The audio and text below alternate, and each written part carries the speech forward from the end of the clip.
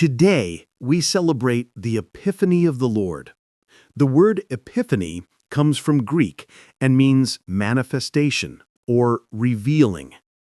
It's the moment when Jesus is revealed not just to a few local shepherds, but to the whole world, represented by the Magi, or wise men, who traveled from the east. This feast day is a celebration of light breaking through darkness, and it carries a message of hope and inclusion for everyone. Let's look at our three readings and see how they weave together this theme of light and revelation. In the first reading, the prophet Isaiah is speaking to Jerusalem at a time when the people felt defeated and in darkness. The city had been destroyed, and they were losing hope. Isaiah tells them to rise up in splendor, because their light has come. He paints a picture of a city glowing with God's glory, while the rest of the world is covered in thick clouds. But this light isn't just for them to enjoy alone. It's a beacon. Isaiah predicts that nations shall walk by your light, and kings will come bearing gifts like gold and frankincense. This is a prophecy that God's salvation is not exclusive. It starts with His chosen people, but is meant to attract and bless the entire world. In the second reading, St. Paul is writing to early Christians to explain a revolutionary idea that was hard for many to accept at the time. He calls it a mystery that has now been revealed. The Gentiles are coheirs. In the ancient world, there was a strict separation between Jews, God's chosen people, and Gentiles, everyone else. Paul says that because of Jesus, that wall is gone. Everyone is now a co-partner in God's promise. The light Isaiah talked about has officially reached everyone. No matter who you are or where you come from, you have a seat at God's table. The gospel today is the famous story of the three wise men. They were not Jews. They were likely astrologers or scholars from Persia or Arabia, meaning they were Gentiles. They saw a star, a light in the darkness, and followed it to find the newborn king. Unlike King Herod, who was fearful and greatly troubled by this news, the Magi were overjoyed. They didn't just spectate. They entered, prostrated themselves, a sign of total worship, and gave gifts of gold, frankincense, and myrrh. The Magi represent all the nations Isaiah prophesied about. Their journey shows us that those who honestly seek the truth, even if they start from far away, can find God. Imagine you're in a pitch-black room. Suddenly, someone lights a single bright candle in the center. What happens? Your eyes are immediately drawn to it. You don't need anyone to tell you to look. The light compels you. Here's the connection.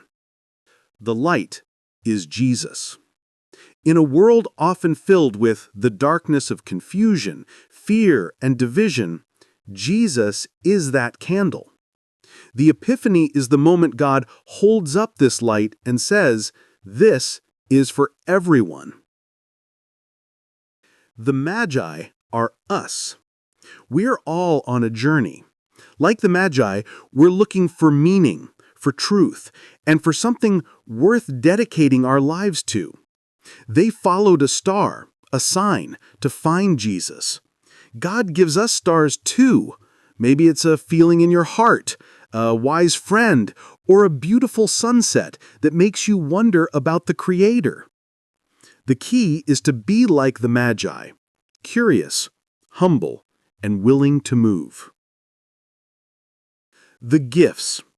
Why gold, frankincense, and myrrh? They tell us who Jesus is. For gold, for a king. For frankincense, incense used in worship. Jesus is divine or God.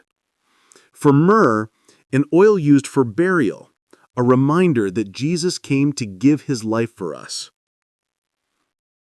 How can we live out the spirit of Epiphany moving forward? 1.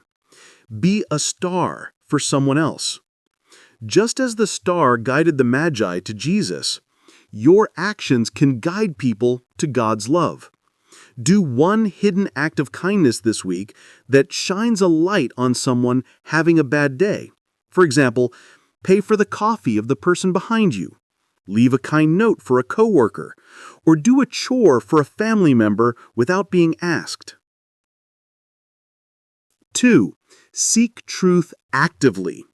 The Magi didn't stay home, they traveled. Faith requires effort.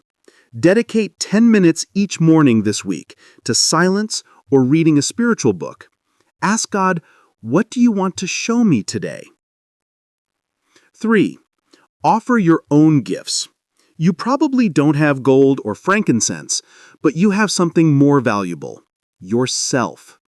Identify one talent or resource you have, time, a skill, money, and gift it to a good cause or a person in need.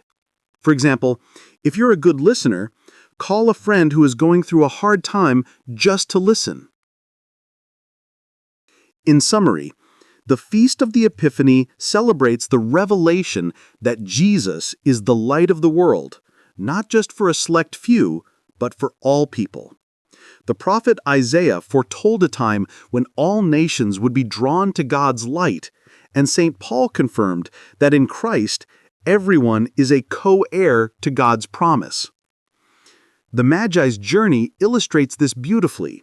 They were seekers from a faraway land who recognized the light, followed it with perseverance, and responded with worship and gifts.